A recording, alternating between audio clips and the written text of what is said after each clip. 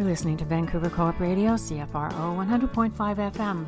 We're coming to you from the unceded traditional territories of the Squamish, Musqueam, and Tsleil-Waututh nations around Vancouver, BC. I'm your host, Bernadine Fox, and this is the show that dares to change how we think about mental health. Welcome to Rethreading Madness. When I've never been further from knowing what the hell I'm gonna do, when I can't seem to find my way under or over or through. You're listening to Rethreading Madness on Vancouver Co-op Radio, CFRO 100.5 FM. I'm Bernadine Fox, and today I have the pleasure of having a man by the name of Jim Gottstein, who is an Alaskan lawyer and an author of the Zyprexa Papers, which was published in 2021, who experienced a manic episode as a result of sleep deprivation at the age of 29. He's long past 29 now, but he was told he would never practice law again and would have to be on neuroleptics for the rest of his life. Jim has proven them wrong and has gone on to be a part of some groundbreaking cases and co-founded a number of organizations that help psychiatric patients and established the Law Project for Psychiatric Rights Against Forced Psychiatric Drugging and Electric Shock, and as such, has won several Supreme Court cases along with informing the public about the counterproductive and harmful nature of the drugs and electroshock. He's here today to chat with us about his paper, called The Report on Improving Mental Health Outcomes. It was a shocking paper to read because it does confront a lot of the myths that we think are true about mental health and mental health treatments. He's going to be presenting this paper at the PAMI Symposium. I'm not sure if I said that right, in October. And so welcome, Jim. Thank you for taking time to come and chat with us. Thank you for having me. Is there anything else you would add to that bio that I put together for you? No, that's good. It's the Zyprexa Papers. Yes. Yeah. I've been saying that. You know, we tend to practice these kinds of words, and then when it comes to being on air and actually saying it, your mind just kind of jumbles up and you say it wrong anyway. So you have spent a long time working to ensure that, I'm not sure if that's quite right way of saying it, but working to protect the rights of psychiatric patients. And I'm not even sure I like the term psychiatric patient. We tend not to use words like that here on Rethreading Madness, but so tell us a little bit about that. Well, you mentioned it in your introduction. As when I was 29, I got in a situation where I didn't sleep and jumped out of a second floor window in my underwear at 1 a.m. in June, and I knew how to do a parachute landing fall, so I didn't think I'd hurt myself if I missed the sidewalk, and I didn't. Anyway, I got hauled off to the hospital, and like you said, those that believed I was a lawyer said I'd never do that again. And when I told them I'd gone to Harvard Law School, that confirmed I was delusional. Oh my God. And so I had never even contemplated the idea that my thinking would be screwed up like that. So it came as a shock. And I was just really lucky to get a psychiatrist that my mother knew, who said, well, you just got in a situation where you didn't sleep. Anybody will go crazy. I like the word crazy rather than the clinical term psychotic. Mm-hmm. I like mad, actually. But, and you just have to learn how to deal with that. And, so I did. But it, it caused me to really change the trajectory of my life to one where I advocated for people. And then when I was on the Alaskan Mental Health Board for, a number of years, which was a statewide board for mental health policy. And then when I read Mad in America by Robert Whitaker in 2002, to me, it was not only a great read, but a litigation roadmap for how to challenge forced psychiatric drugging, not just based on kind of the civil rights aspect of it, but that it's not in people's best interest. And before that, I didn't really feel like I had that much to add to the great people that were working around the country, but as a lawyer and willing to do this and being in a financial situation where I could, I became, more active nationally. And I formed the Law Project for Psychiatric Rights at that point to pursue that mission to mount a strategic litigation campaign against forced psychiatric drugging and electric shock. You've done some pulling together. This paper that you've put together is phenomenal. And you've put together stats that are all sourced. One of them that was shocking to me is the stat about how the rate of people who have been diagnosed with a mental health challenge has risen from 1955 to 2021.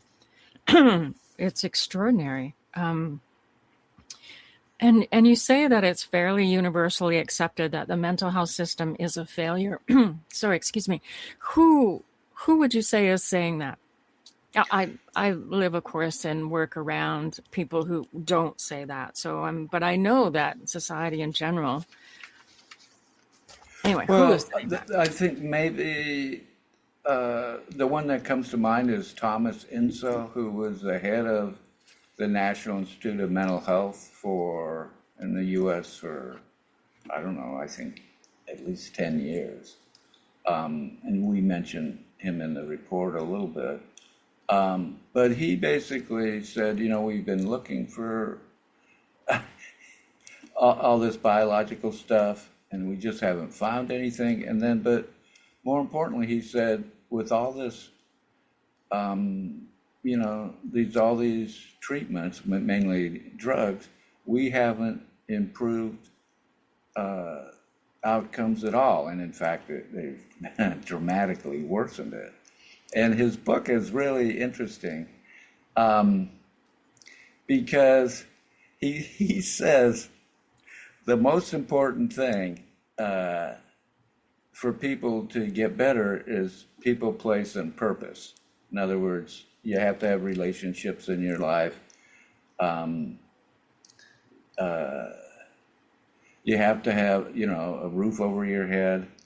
And you need something to give your life meaning. But then he goes on to also say that the cause of that mental illness is some kind of physical defect in the brain. And to me, those two things just do not compute.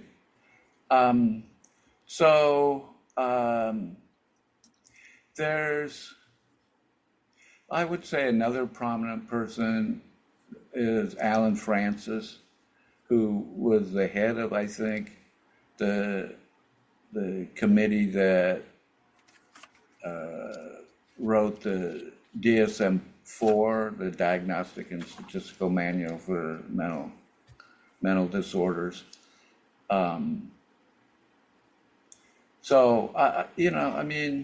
I just think it's pretty pretty universally acknowledged that what we're doing isn't working.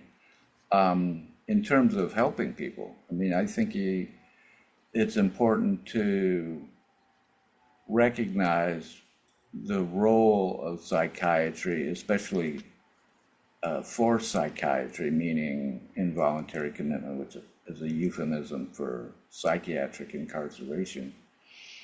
And by the way, the term inmate includes is someone in prison or in a hospital, psych hospital. I'm sorry, I kind of lost my train of thought. No, I get it.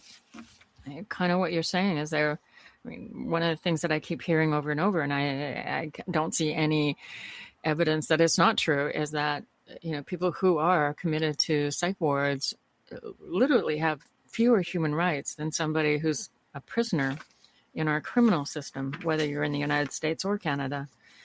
Yeah, I think that's true. And one of the terrible things is that the lawyers that are assigned to represent people in these proceedings often, have the view, well, if my client wasn't crazy, they'd know that this is good for them. So they Right. don't put up a fight. And so that makes it a, an illegitimate legal process. It's basically a kangaroo court.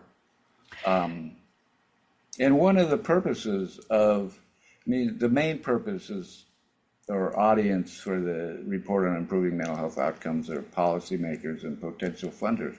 But another one is it presents all this evidence that the lawyer should be presenting to the court to oppose psychiatric incarceration or forced drugging or electroshock. And which evidence is that?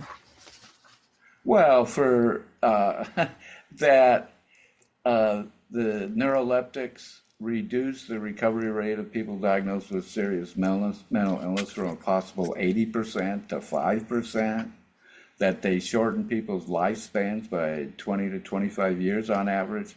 With respect to psychiatric incarceration, that it's astronomically correlated with increased suicidality. Like people are 100 times or a couple, even hundreds of times more likely to commit suicide after they've been psychiatrically incarcerated.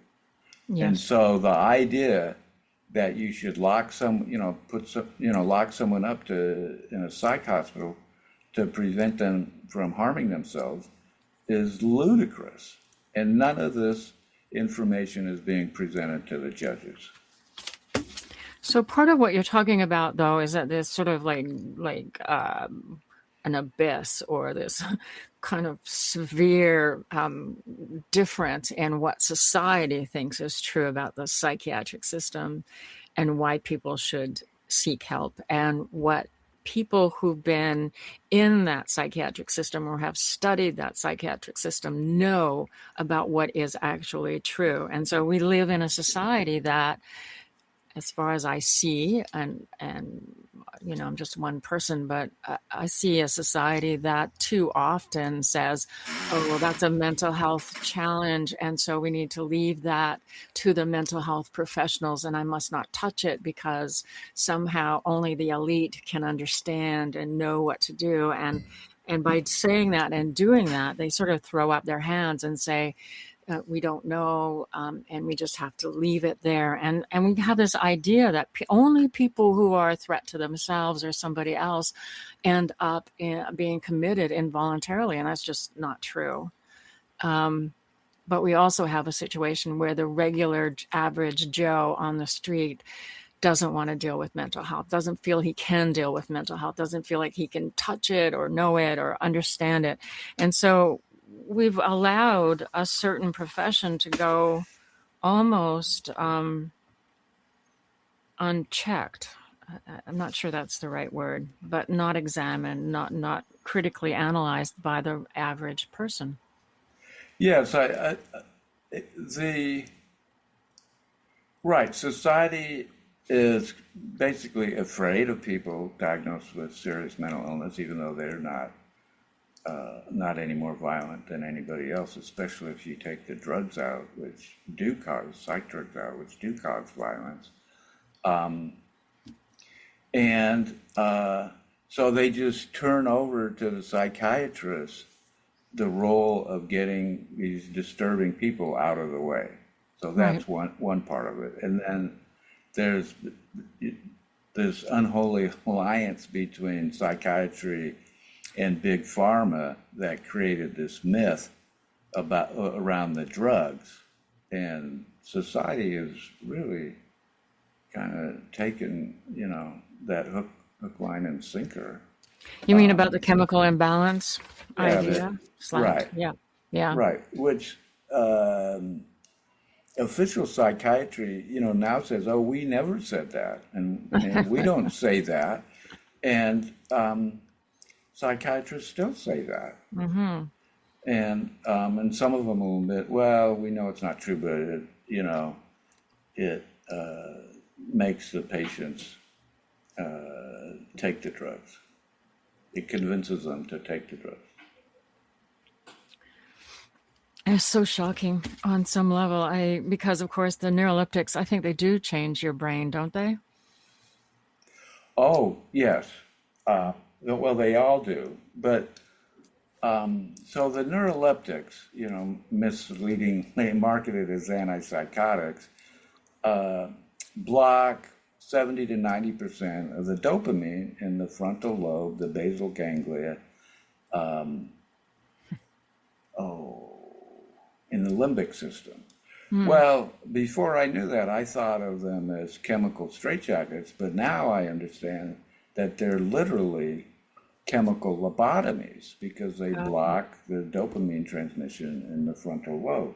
Well, so what the brain does after, when it's subjected to this drug, is it attempts to compensate, and it does that by growing more dopamine receptors to compensate for the blockage, and it does that for a few weeks. that is that's shocking. One of the things in your paper is that you have said that when people avoid taking neuroleptics if they can, when they have their first psychotic break, that there is an 80% recovery rate so long as they never go on the neuroleptics. Yes, and I'm not saying that we're not saying don't do anything Hmm. because we also present a bunch of different programs that help people with all the harm and non-drug help. And so the way we phrase it, I think, is from a possible 80% to 5%. And one of the interesting things is that people that have been on the neuroleptics for a while and then get off, the recovery rate goes up to 40%. So that's 8 times better than 5%, but it's half of 80%. So, Yeah. so what that really shows is how important it is to avoid the use of the neuroleptics if you can, when people run into these problems. And that's exactly the opposite of what is done, is people are just automatically put on the neuroleptics, basically whether they want them or not, at least in the US. And I know British Columbia is notorious for Uh, that. we are very bad. I think, in fact, I've heard of cases where people have been committed on the first day or taken for their 72-hour hold, not based on the fact that they did anything, but because somebody said they were going to do something. And the moment they're there, they are put on neuroleptics before, it's kind of used as you've said before, as a chemical restraint. You've called it something else, and I get it, but it does make people docile. So, Just like a lobotomy does. just like a lobotomy does, absolutely. So, so the fact that that's happening before anything else is happening, before they've even been diagnosed, before they've even been assessed on any real level, they are automatically put on neuroleptics, is really shocking for me. Um, when we talk about, I'm just going to ask you one more question and we'll go to break. When you talk about the suicide rate going up after a hospital inpatient involuntary, I'm not even sure voluntary commitments would cause anything different, because one of the things that I'm sure must be part of why people, if you go in because you're suicidal and you get treated the way I hear people are being treated in psych wards, I can't imagine that people come out of there feeling hopeful or that or worthwhile or that it's and helped in any capacity. I would imagine that if you were suicidal before you went in, you'd be more suicidal, and that's certainly what the rates that we're finding are telling us. Yeah, and I think actually those studies are about hospitalization, not necessarily involuntary. Yeah. So we'll just take a little break here, folks, and we'll be right back with Jim talking more about his paper, Improving Mental Health Outcomes. And we'll be right back. You're listening to 100.5 FM, CFRO, Vancouver Cooperative Radio. Programs like this are made possible by listener support and by grants from organizations such as the Central City Foundation. Thank you so much for keeping independent community radio alive. You're listening to Rethreading Madness on Vancouver Co-op Radio, CFRO 100.5 FM. I'm Bernadine Fox, and I have the pleasure of speaking with Jim Gottstein, who has written a paper called Improving Mental Health Outcomes that he's going to present at the PAMI Symposium on, I think it's October 6th. Am I correct? 6th, 7th, and 8th. It's 6th, online. 7th. It's online. Oh, cool. Okay. I will see about being able to watch that. In your paper, you talk about treatment being voluntary. Can you talk a little bit about that? I mean, certainly not everybody wants to get treatment, and I think that that's everybody's right. I also think we live in a society that views people, as you said, as scary, especially with certain diagnoses. And so they want treatment because they're afraid, or they believe somehow it will make their person's life a little better. But why you're saying in here that treatment should be voluntary? Is that sort of across the board, no matter what? Yes. Okay. Tell us why. Well, I mean, just for the reasons that we've talked about, and and I come across as anti psych drugs, which I pretty much am, but I know people who find them helpful, and I think people should have access to them if they find them helpful. Not children. Children should never be given psych drugs because they're never they're not the deciders, and they're very harmful to children. But whether, and I think people should be told the truth about the drugs, but even if they're not told the truth, if they want them, fine. But really, if people aren't told the truth about them, in other words, that they don't give informed consent, is that really voluntary? And, I would, I suppose at some level it is, but at another level it isn't. I mean, you have all kinds of people. Currently in the U.S. especially, there's been a lot of coverage about the antidepressants causing so many problems and being so hard to get off of, including, suicidality and homicidality from them, which is relatively rare, but when you've got millions of people taking them, then, it ends up being significant. I mean, there's a pretty good chance, whenever I see one of these mass shootings, I always suspect the psych drugs, which is pretty much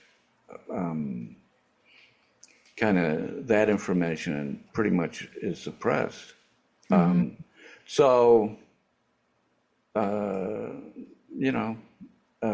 But even if people don't know the truth about them, then that's fine. But it's not. I wouldn't really. So I mean, I think that's the most important thing, that people actually be given the truth about them before they decide. I remember what I was going to say is that a very large percentage of people taking the SSRI antidepressants, selective serotonin reuptake inhibitor like Prozac and Paxil, have sexual dysfunction. So erectile dysfunction in men and complete numbness in women. And, I've seen estimates as high as 50%, but it's probably 20-25%. Wow. So, and that's caused, young men to commit suicide. And so people should be told the truth about these. And if they're not, really, how voluntary is it? So treatment should be voluntary, and should be about informed consent. What is the argument against informed consent, or do they have one? Well, that people that are incompetent to make the decision. Yeah. Right. Be- And of You know, course, if you raise this stuff, this information that I've just presented, and by the way, the report on improving mental health outcomes is copiously referenced, and there are actually hyperlinks to the sources. So, but if someone, comes in and says that, the neuroleptics cause brain damage, well, then that's put down as a symptom of their mental illness. That's shown as yes. proof that they're mentally ill. And so it's really, a tough situation once you get accused of being crazy.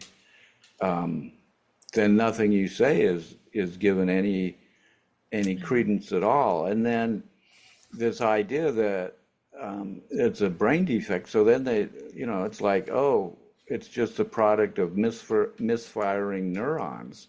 And so there's no attempt at all to understand, what's going on, why the person believes the things that they do, why they are perceiving the things that they do.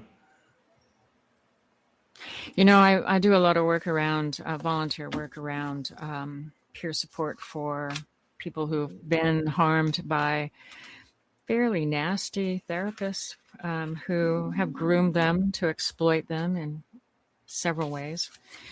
And one of the things that we come up against is exactly what you just talked about, is that we try to tell the mental health industry, this is harming people, this is desperately, catastrophically damaging people in their lives.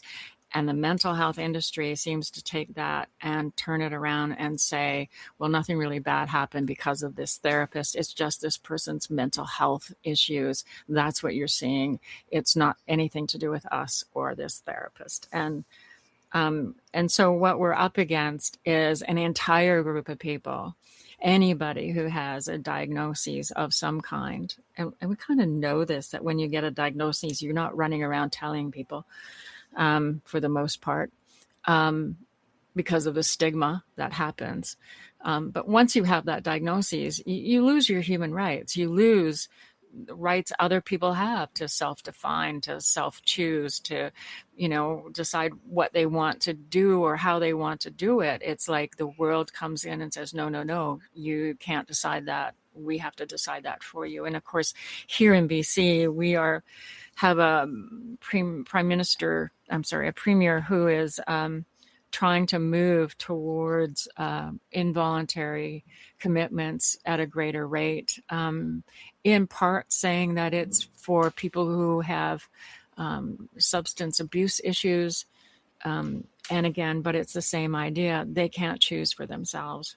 We have to choose for them. And here, I think we mentioned this when we were talking, that there is a case sort of confronting this notion. But here in BC currently, if you are involuntarily committed, you have been deemed to consent. It doesn't matter whether you do or don't.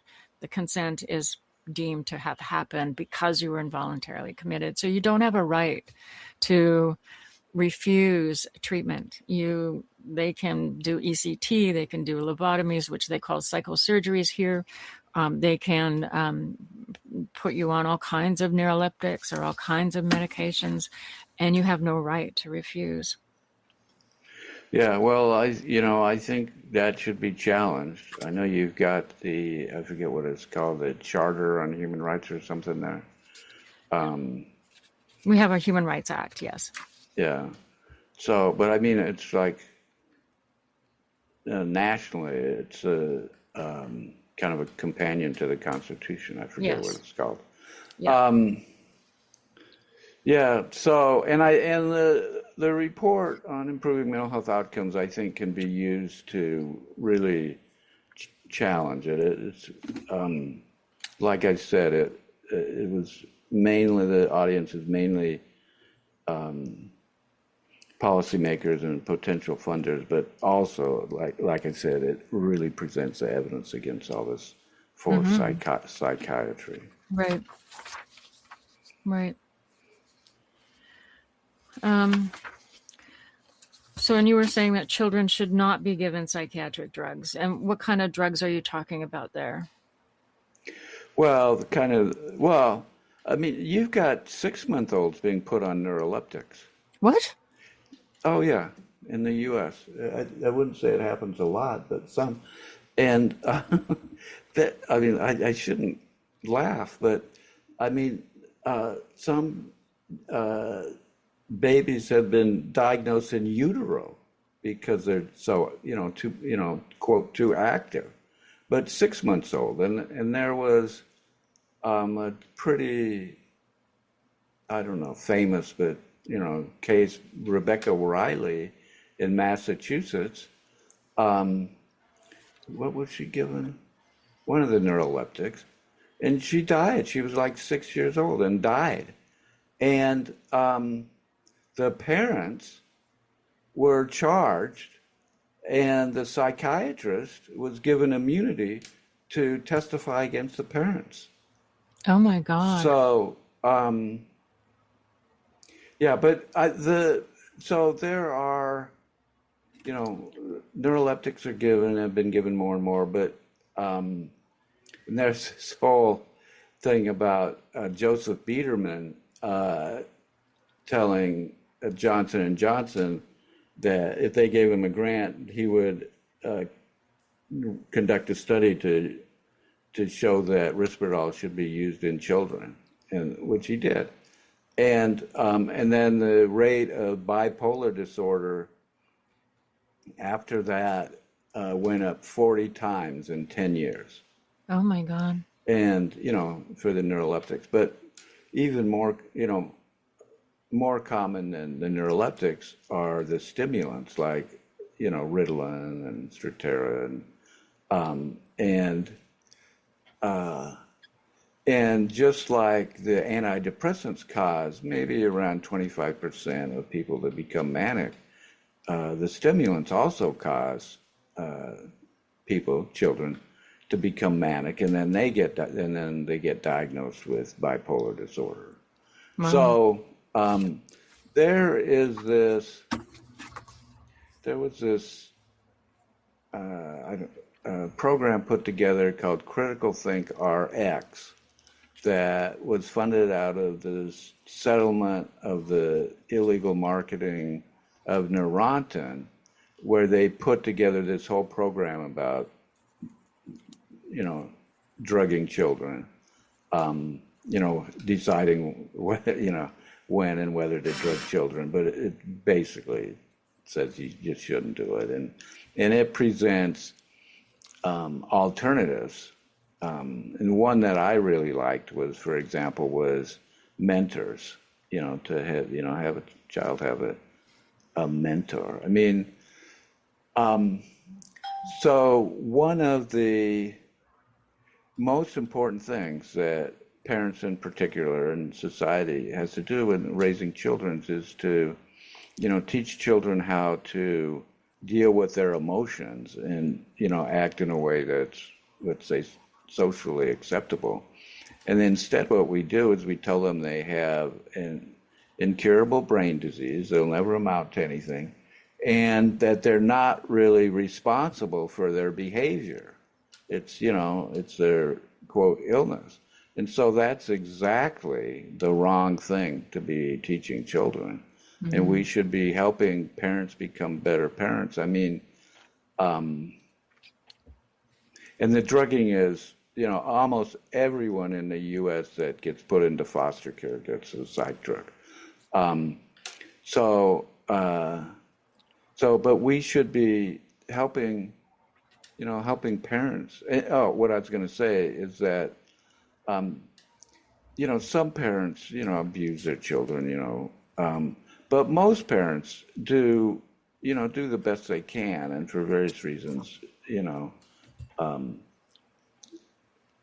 need help. They could use help, and we should be helping parents be better parents, and we should be helping children to become successful rather than telling them that there's something wrong with them and they'll never be successful. Right.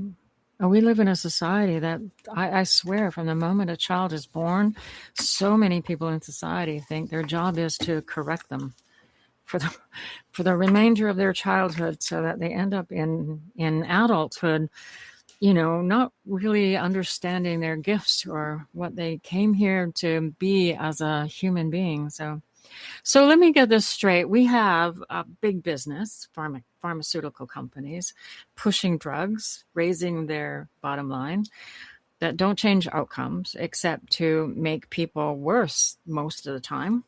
And we have a society that doesn't want to look at mental health, is afraid of it, is afraid of anybody diagnosed with something, and leaves those people in the hands of the psychiatrists who are in bed, so to speak, with big pharma, not universally across the board, but to a great degree.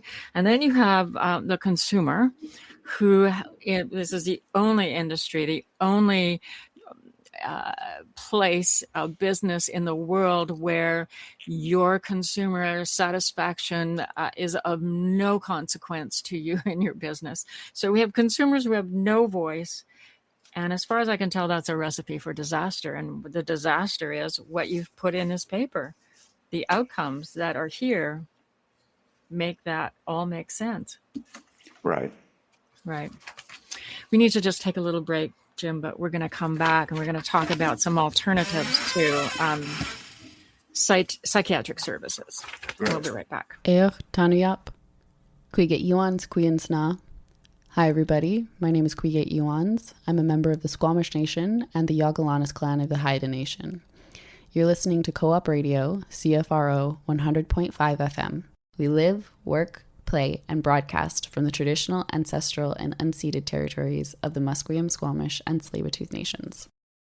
You're listening to Rethreading Madness on Vancouver Co-op Radio, CFRO 100.5 FM. I'm Bernadine Fox, and I have the pleasure of speaking with Jim Gottstein about his paper on improving mental health outcomes that he's about to present in October at the PAMI Symposium. We've talked a lot, Jim, about psychiatric treatments, what's working, what's not working, a lot about what's not working. But your paper includes some voluntary, effective, safe, and humane approaches. It's really sad that the opposite of psychiatric treatment includes the term safe and humane and effective. But here they are. And so I just want to leave that door open for you to talk about what have you found that works? Well, I think one thing that it is just makes total sense, and psychiatry does not accept it at all, is that maybe we should ask people what would be helpful to them. So, I mean, there was this psychiatrist who actually ran a state hospital in New York. God,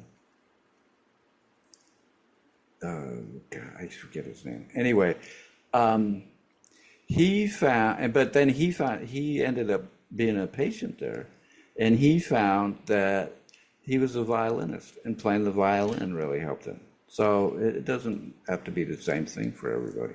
But the approach that I've come to believe should really, that our mental health system should be organized around is called the open dialogue approach. And it comes out of some part of Lapland in Finland. And their approach is that the problem isn't really with the person identified as being crazy. It's in the relationships or the space between them. And they have this program where if someone comes to their attention, they will send a 2-person team within 24 hours to where they are, and involve especially their family, but other people important in their lives, and they have this approach to having a discussion that really gets people to communicate about what's happening, how people feel about what's happening and what's causing it, and what the problem is and all that. And it's so successful that they actually eliminated the diagnosis of schizophrenia in that part of Lapland, because you have to have those symptoms for at least 6 months to be diagnosed, and they got people through it before that. So, and then you have that same 2-person team continue. So I think that should kind of be the fundamental organizing principle of our system. And there are other things. One of them is called peer respites. And one of the things that you find is that people who've been through it really can relate to people that are in it in ways that people that haven't been through it really can't. And basically, it engenders trust and open communication. And so these peer respites are residents, usually maybe 5 people or so, maybe not even that many, in a home-like setting, and they're staffed by peers, people who have been in it, and they're non-coercive. Usually, people can only stay a week or 10 days, and they get people through it. And it tends to be people who have experience with the mental health system, coercive mental health system, and that go to them. And it dramatically helps people and dramatically reduces hospitalizations. Another one is called Soteria House.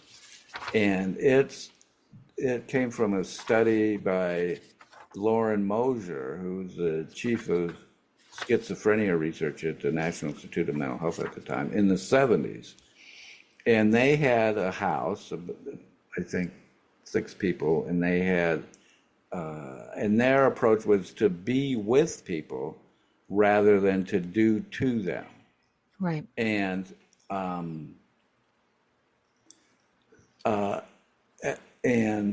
they, as does Open Dialogue, really tried to avoid using the neuroleptics, especially, they might have used a benzodiazepine to just get people some sleep, because sleep deprivation, as it happened to me, is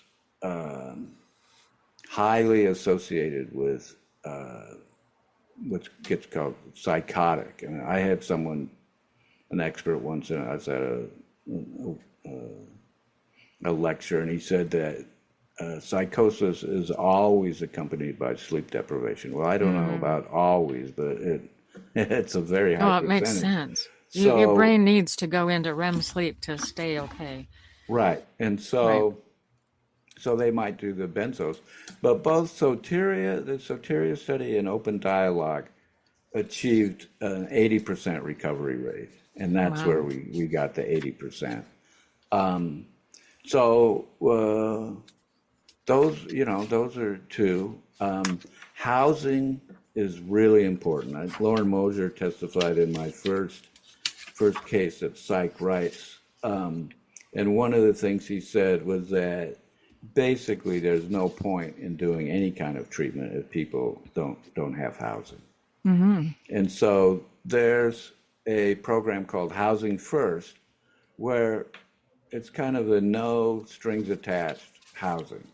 Right. You don't have to take the drugs, you don't have to have treatment, and those will be available to you, but you don't have to. I mean, most housing you can't, like you can't use street drugs, but you have to use, the preferred, psych drugs. And a lot of people say, no, I'm not going to do it. And they'd rather be, not accept that housing, let's be homeless, or I guess the proper term is houseless these days. Another really important thing is employment, is that the system often says, oh, you're too, you're too fragile to work. But that's the wrong thing, is that, I said people, place, and purpose. And so people, really need a purpose. And having employment is very good for, for feelings of self-worth. Absolutely. And so employment is really a good thing for people. There's this program called the Hearing Voices Network, which is not really, it's self-help groups, by and large. And it turns out that a pretty large percentage of people hear voices. It's maybe in the 10% range. Wow. But it's only people where the voices cause problems for the person that get diagnosed, and usually with schizophrenia. And so the Hearing Voices Network is, they have groups, and people meet and they talk about things and come up with strategies for how to deal with the voices. And it's not necessarily to eliminate them, but to, in some ways, just make it so they don't cause such problems in people's lives. Right. So, and that's very successful. One of the things in the U.S. that's recently happened is this 988 line, I think it is, this helpline. Yes. And one of the things that is not very well known is that they'll call the police on people. If you call 988, the police or, some other thing. So if you, express, that you're, think, you want to kill yourself, they'll call the police on you. And and that's a very negative thing. And so instead there are these warm lines, usually often staffed by peers, and they won't call the police. Right. And you can just talk to people. Right. So, there are a couple other things. Non-police, response teams, rather than have the police come, there should be... standard. Sorry. It should be standard. And that's gained some traction in the U.S. Well, I hope it gets some traction up here, because we have, I am attached to an Indigenous community by marriage, and so Indigenous rights are an important thing for me, and I'm very aware of just how many times police are called as a wellness check, and the person ends up dying because the police overreacted or did whatever. There's some idea. This goes right back to society feeling afraid if you have a diagnosis.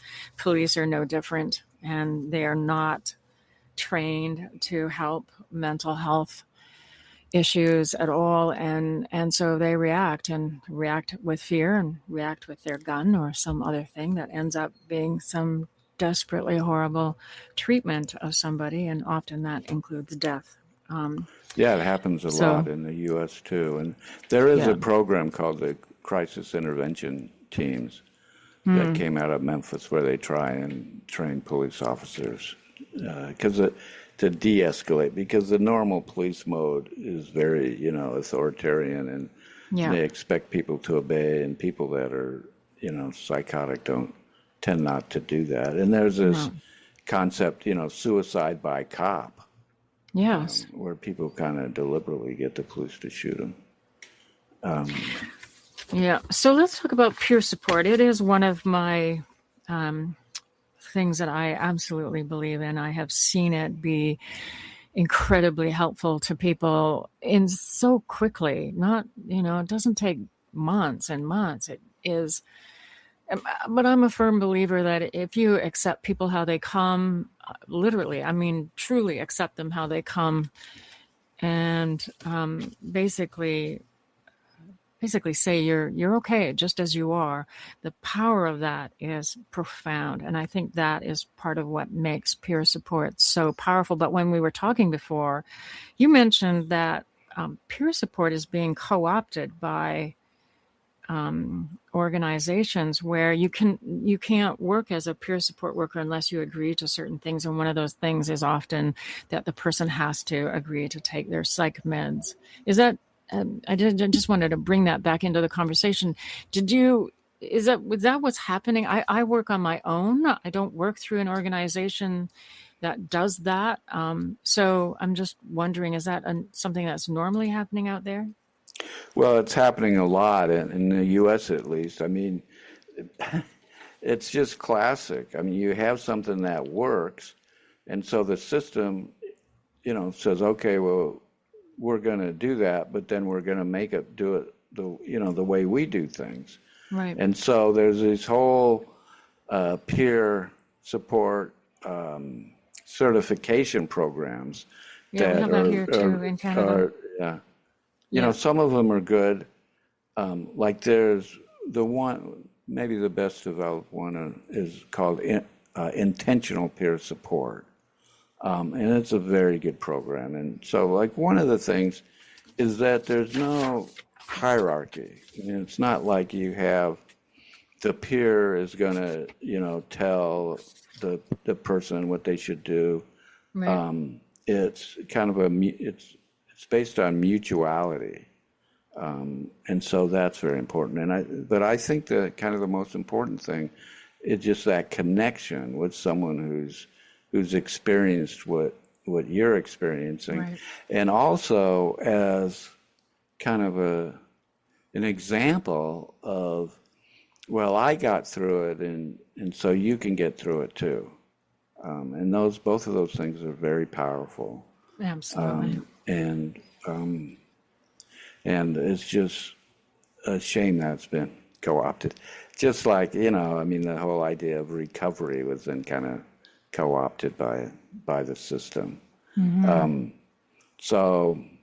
But true peer support is very powerful, and that still exists in peer respites that are really run by. I mean, to be a peer respite, it actually has to be not only staffed, but kind of controlled by peers.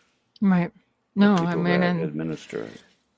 And that's sometimes hard to find, find, well, it goes back to society not trusting the person who has a mental health challenge to be able to do just about anything. We need to talk about your book, the Zyprexa Papers. It was published in 2018, I believe. 2020. Can you tell us 2020, I'm sorry. Can you tell us a little bit about it and where people can find it? Well, it's available on Amazon in both hardcover, paperback, or in hardcover, paperback, Kindle, and Audible versions. And Barnes and Noble can get them, and your bookstore can order them. So that's most people get it through Amazon. So yeah, I was involved in this amazing set of circumstances where my first case, I posted this report, olanzapine, which is a chemical name for Zyprexa, expert report, something like olanzapine, dangerous drug, dubious efficacy. And this expert witness in this massive litigation over Zyprexa, who had access to sealed, secret documents, called me out of the blue and asked me if I would subpoena him for those documents. and that he had that showed that Eli Lilly knew from the get-go that it caused diabetes and massive weight gain and other metabolic problems, and that it was illegally marketing it to children and the elderly. And I said, yeah, I'll do that. And under the secrecy order, Lilly had the manufacturer, Eli Lilly, had to be given reasonable notice and an opportunity to object. So it's a tale about how all that came down. I mean, you can't just subpoena something. I had to find a case. And so that was an adventure in itself. And I ended up with Bill Bigley.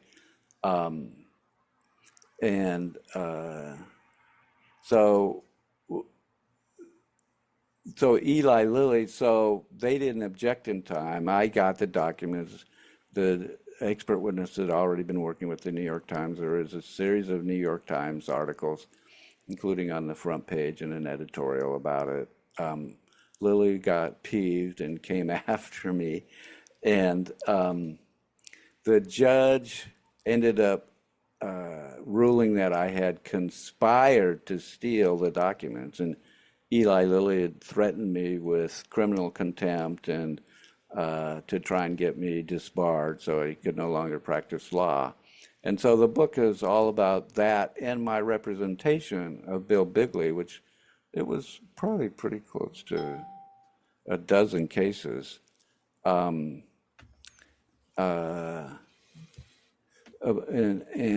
my representation of Bill Bigley and trying to keep him from being locked up and drugged against his will. And I like to think it's a very engaging book, and I think it'll be illuminating to people, like the way that Eli Lilly fraudulently conducted the studies that got Zyprexa approved. Right. So that and your report on improving mental health outcomes could be two things that people can use to understand more about and to help them when they walk into a court case dealing with this issue. Thank you, Jim, for coming and chatting with us. It's been a lovely conversation, so I appreciate it, and thank you for having it with me. You bet. And we'll be right back, folks.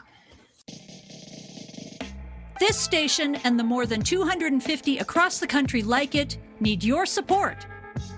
Day in and day out, they bring you the news that matters, they play the music you won't hear anywhere else, and they are part of this community. You can make sure they get the funding they need to grow by visiting mycri.ca, where you can find all the details about the Community Radio Initiative. It takes less than 5 minutes and a few clicks to generate an email to the politicians who need to hear from you and to make a difference for this community. mycri.ca. You're listening to Rethreading Madness on Vancouver Co-op Radio, CFRO 100.5 FM. I'm Bernadine Fox, and that's our show. My thanks to Jim Gottstein for chatting with me today. It was an educational hour that I appreciate, and I suspect you all do as well. Music today was by Sherry Ulrich, and to you, our listeners, thank you for joining us today. Stay safe out there. You've just listened to Rethreading Madness, where we dare to change how we think about mental health. We air live on Vancouver Co-op Radio, CFRO 100.5 FM, every Tuesday at 5 p.m. or online at coopradio.org. If you have questions or feedback about this program, or want to share your story, or have something to say to us, we want to hear from you. You can reach us by email, rethreadingmadness@coopradio.org. This is Bernadine Fox. We'll be back next week. Until then. When I've never been further, knowing what the hell I'm gonna do. When I can't seem to find my way, under or over or through. Just when I'm ready to give up the fight, there you are when we turn out the lights, and it's alright. It's all